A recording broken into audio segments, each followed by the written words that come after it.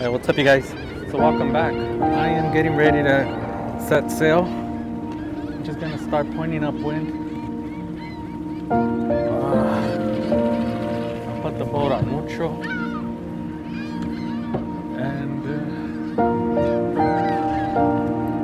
so ideally I'd point upwind, but it's just this channel is a little narrow, and I don't want to.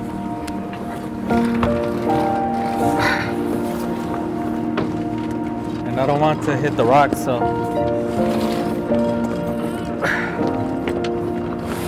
I'll have to, since there's not much wind, I'm just going to hoist the mainsail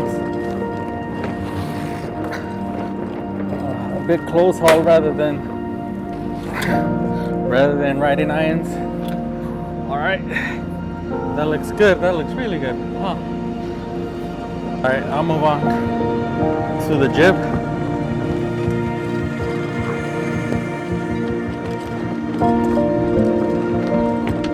Yeah, you're almost having to sail out of here when you hoist the main and unfurl the jib.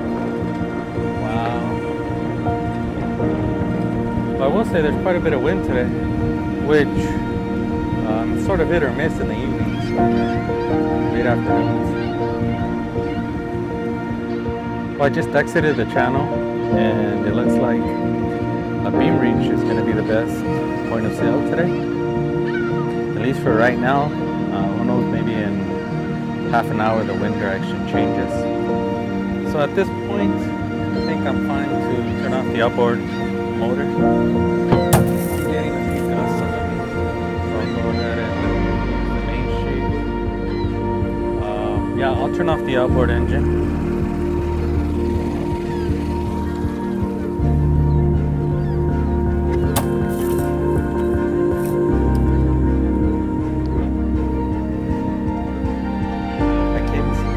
So late in the day that I skipped a lot of the well, I'll call them conveniences. So I didn't even bother putting on my sailing gloves. I don't have sailing gloves actually. I have cycling gloves that I use as sailing gloves. But that's fine. So I'll go ahead and lift the outboard. Try to gain a little more speed. I can probably even lift it here.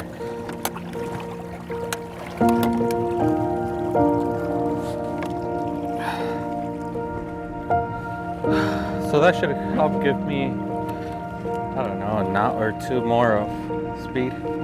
Let me bring the mainsail back in.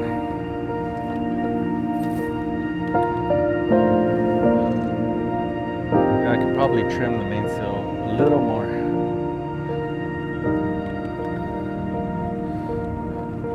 My understanding though is that if you want it very trimmed when you're under really high winds, you're sailing in high winds, and when you're sailing in low winds, you want the sail to camber a bit.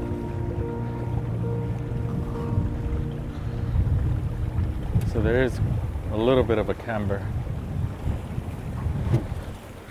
So I did bring my Canon M50 camera. I actually stopped filming with my Sony camera because it's really quite a pricey camera. And with all the mist that is pushed into the air, I expect it's going to ruin it really quickly. So rather than that, I started to film with my Canon M50, which is now my go-to camera. Well, it depends on the adventure. Any adventure that involves seawater, I use this camera because this camera does not break the bank. The Sony camera would, and it's fitted with variable ND filter, a Nisi, which is pricey. It's fitted with a lot of accessories, even the memory cards. When filming on the Sony camera requires an expensive SD card. You can't just use a V30. It has to be a V90 or a different type of memory card. I think it's called X. Could be wrong. But I have the V90, and those V90 memory cards cost, man, what is it, like 200 for 250 gigs, because they're able to, I think it's just their ability, their write speed. They just have much better write speeds.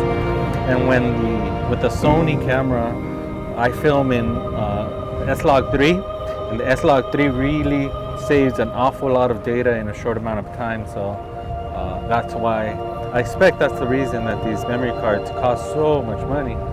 I only have one, so I have to, typically I end up moving a lot of the content out of the camera, out of the memory card right away. Okay, so let me take you guys to go see the sea lions or seals. We'll find out soon. I can already hear them, so I know they're there. I just need to get closer. I have to, it's a little tricky because I don't want to accidentally tack, since it's going to be I'm going to be very close-hauled. But we'll see. I think it'll be fine. Can you hear them?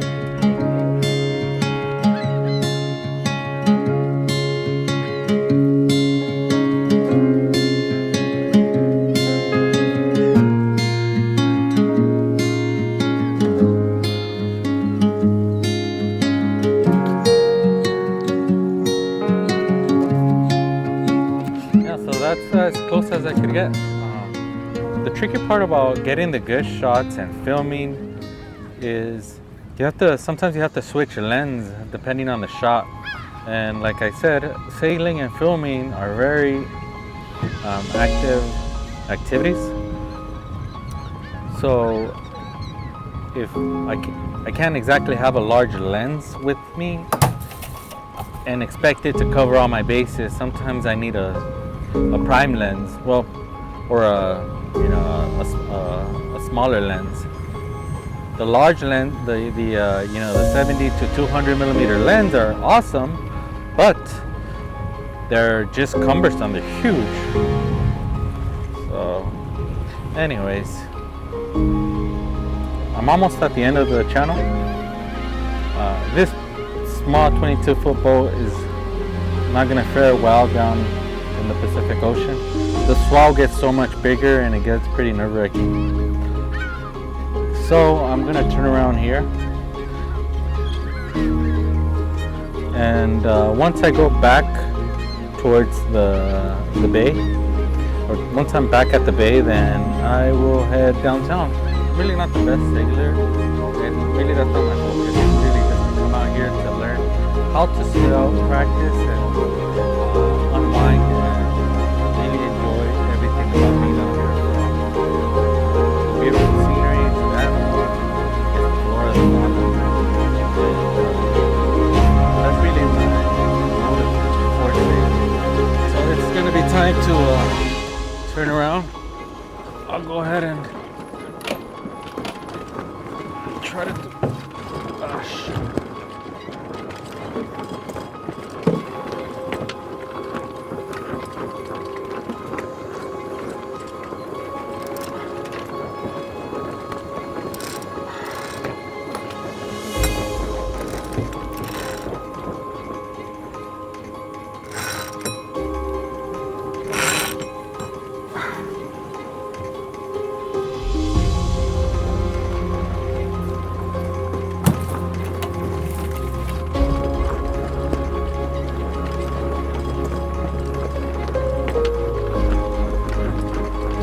I haven't tied down the line to the winch.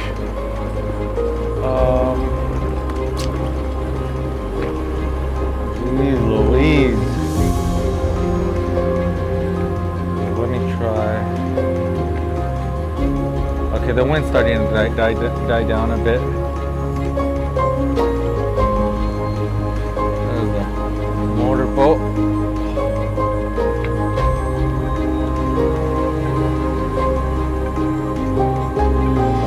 This time I think I can.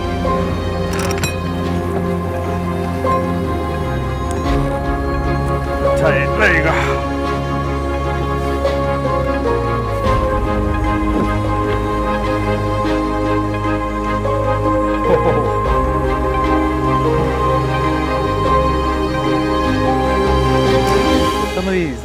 fishing boats or large trawlers, they cause this massive wake, which is what you saw right now, and it really it's a little dangerous if your the main sheet is eased, because it causes the main sheet, or it causes the boom to swing around.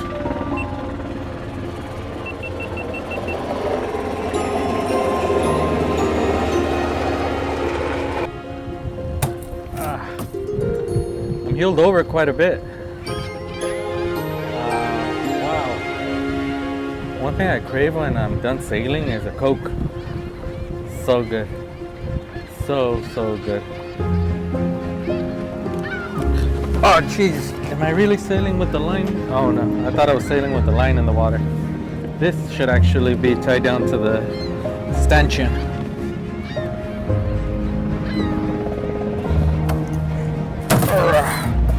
Hoorah!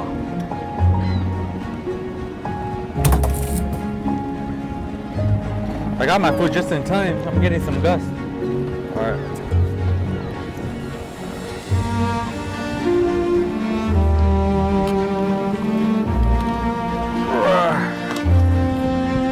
So I'm just reaching downtown. The sun is just starting to come down.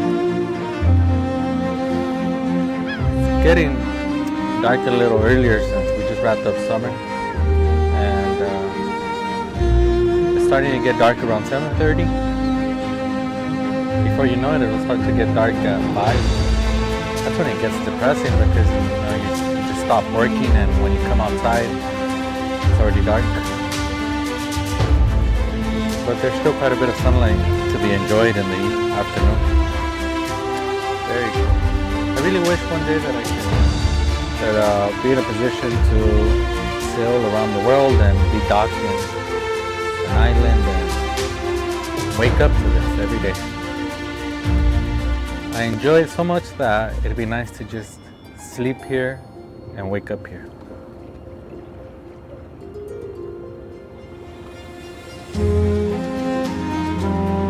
But we'll see if it happens in the future, day by day.